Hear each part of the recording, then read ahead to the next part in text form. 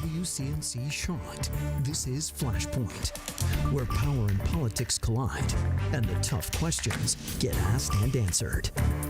Thanks for joining us here on FlashPOINT. I'm Ben Thompson. Happy Father's Day to all the dads out there. Not only is it Father's Day weekend, but it's also Juneteenth weekend. It's a holiday that commemorates the end of slavery here in America. This past week, the House and Senate both voted to make Juneteenth a federal holiday.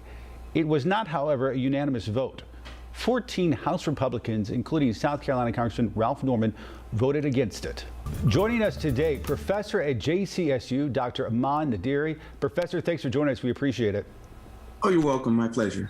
Let me get your reaction that we now have a new federal holiday acknowledging what was, at the time, a delayed emancipation of enslaved people in Texas by about 2.5 years after the Emancipation Proclamation. Why does something like this matter today? I think it matters today because it really speaks to the tradition and the struggles of African Americans to find full equality and liberty. In seeking liberty and freedom, it speaks to one of the core ideals of this country.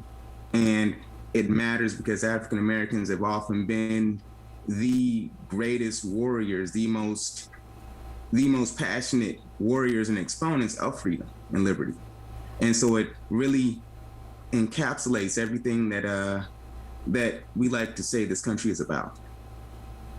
It comes at a time, and I'm sure it's not lost on you as a professor, that we're having a big debate now in this country about how we're teaching not only American history, but American history vis-a-vis race and racism.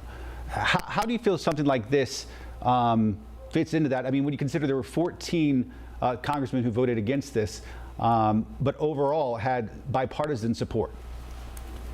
I think it fits into that because it speaks to our ability to really embrace all parts of our history and really talk about all parts of our history. And Juneteenth is symbolic in the sense that this is 2 years after the General Emancipation Proclamation of 1863. So it speaks to how delayed even this type of liberty was for many African Americans. Literally and figuratively, it took longer for freedom to get to the Black people of Texas, or even the words of freedom and emancipation to get to the people of Texas. And so it is a great symbol, and it actually is a great teaching moment. It's a teachable moment also, to speak about how ideals and words often take a lot longer to come to fruition. What would you say to folks who say that this can be, maybe not Juneteenth specifically, but when we take a look at our country's history of racism, that it can be just divisive? What do you say to those people?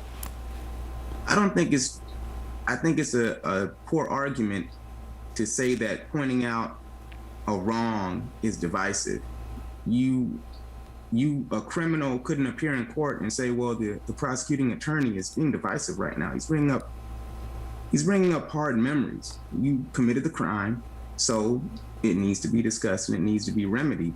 And you can't really have a discussion about our country's history without talking about these sorts of things. And a country that is strong enough to talk about these sorts of things is the kind of country that you would want to live in. If you can't discuss these sorts of things, then there's not enough strength to discuss them. So you can't have it both ways. You can't talk about this being a bold and brave country and us being willing to talk about all of our attributes and flaws and then say that we can't talk about certain things. The division that occurred was the injustices that were perpetrated, not talking about them. And a strong country can openly discuss that. Exactly. Is this, let me ask the other side of this. Is a holiday performative? I mean, it's going to be a day off for some people, but I mean, when you look at issues that really affect communities of color, whether it's voting rights or disparate health outcomes or discrepancies in the criminal justice system, is a day off like this for Juneteenth really sort of missing the mark of some of the bigger issues? I think it is. To an extent, you're right, it is performative, but these kind of performances are what build national identity. That is, July 4th is performative. But what we see is that many people who are recent immigrants to this country, still July 4th bonds them into this country. The celebration of July 4th is how we build a national identity.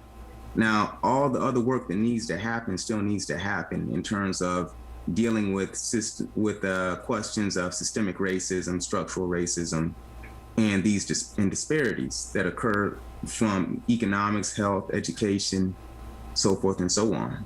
But this is still, you can still do both things. And in terms of forming national identity, these types of holidays are important. Now, what we need to do also is to ensure that we're actually teaching the history and that part of the narrative, that it doesn't become a holiday that people take off and then can't really explain why they're taking it off.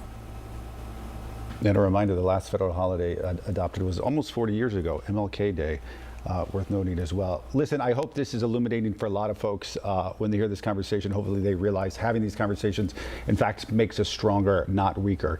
Dr. Aman Nadhiri, Professor, thank you so much. We appreciate it. Oh, you're welcome.